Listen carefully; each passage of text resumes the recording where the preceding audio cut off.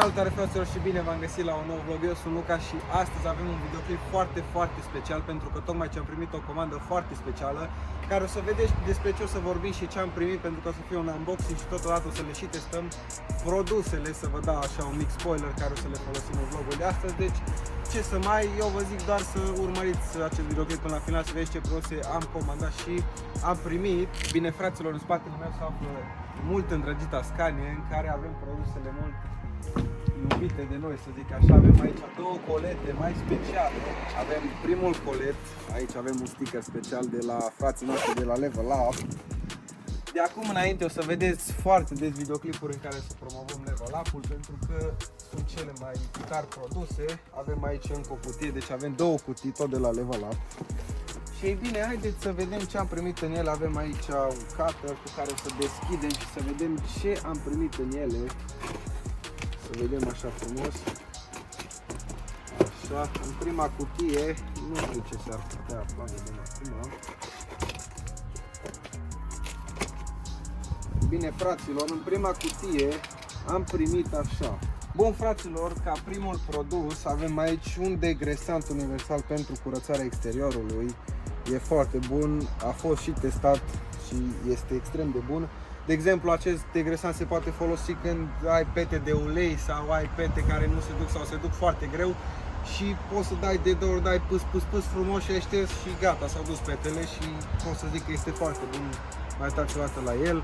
Este Level Up, este cea mai de încredere firmă posibilă pentru curățare, pentru detailing.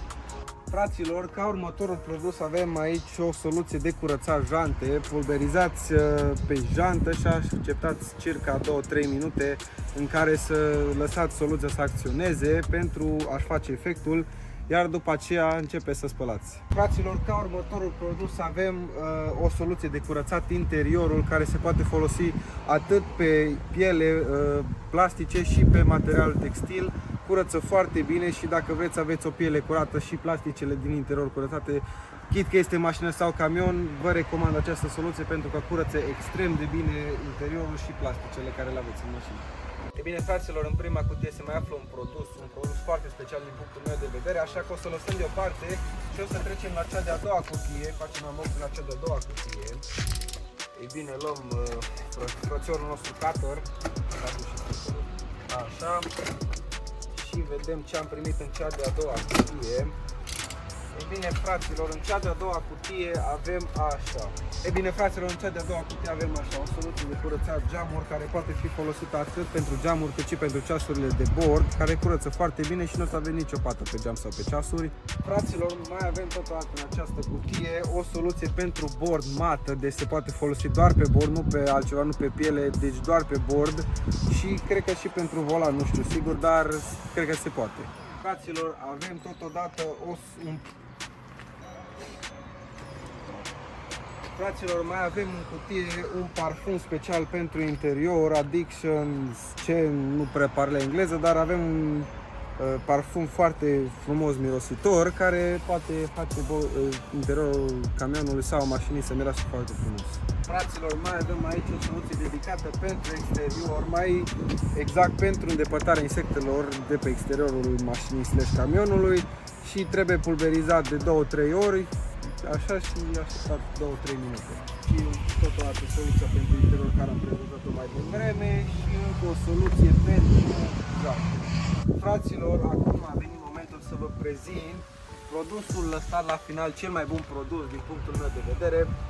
Această soluție de cauciucuri care vine la pachet cu loc unde să-l pui când dai pe cauciucuri și cu o pensulă cu care să dai pe cauciucul frumos, să-i dați aici pe cauciucul soluția și o să lucească, o să facă ca nou și o să strălucească cauciucul vostru.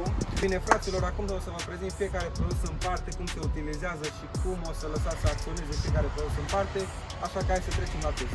Și acum vezi că trebuie să-i desfaci un pic.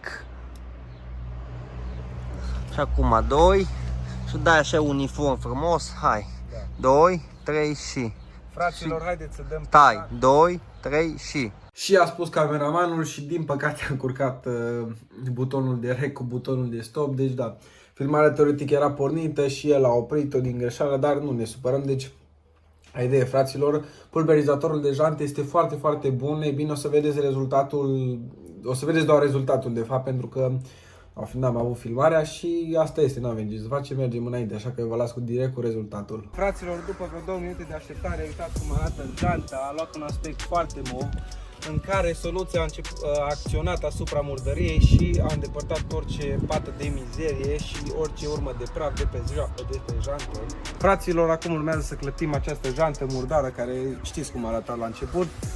Urmează să o clătim și să vedem cum o să iasă produsul final. Fraților, avem aici un pulverizator care o să dăm pe jantă.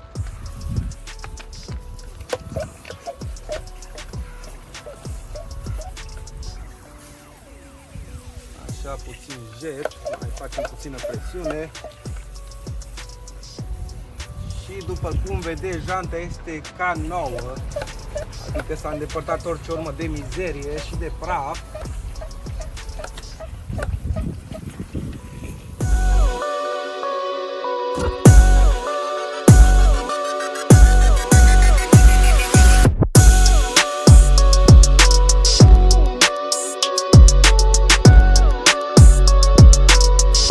Cam acesta este rezultatul final, deci nu putem compara janta de acum cu janta care a fost, deci a fost o mizerie pe această jantă. După cum vedeți, acum este foarte curată, lucește chiar, dacă spunem așa. Și e bine, mai plătim o dată așa frumos ca să vedeți și voi. Deci da, este un produs foarte, foarte bun și foarte util. Da, deci n-am ce să zic, m-a lăsat fără cuvinte, deci Level Up este cea mai tare marcă de produse de detailing, deci nu mai am ce să zic. Fraților, ca următor produs este această soluție de insecte de exterior. După cum vedeți, avem scania plină de insecte aici și o să insistăm puțin mai mult cu această soluție, să vedem cum va ajuta această soluție să dispară insectele. Deci după cum vedeți, sunt foarte, foarte multe insecte. Vreau frumos. Așa, lăsăm 2 minute să acționeze soluția. După vreo 2 minute de așteptare, acesta este produsul. După cum vedeți, nu mai este nicio muscă sau poate a rămas o urmă foarte mică. Așa că acum o să clătim să vedem mai concret dacă a rămas ceva.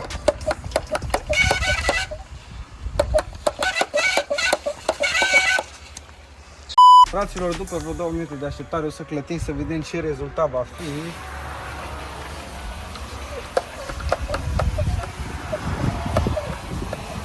Bine, fraților, după cum vedeți, nu mai este nicio muscă sau insectă pe această porțiune a camionului. Deci nu mai prea are rost să clătim, cam acesta este rezultatul. După cum am spus, Level Up, cei mai buni producători de soluții de detailing. Deci da, nu mai am ce să zic, cea mai bună firmă de produs soluții pentru detailing. Fraților, am ajuns la ultimul produs, la soluția de cauciucuri Level Up. Și după cum vedeți, eu deja am turnat lichidul în această așa. Avem aici pensula frumos, facem și o să începem să dăm cauciucul.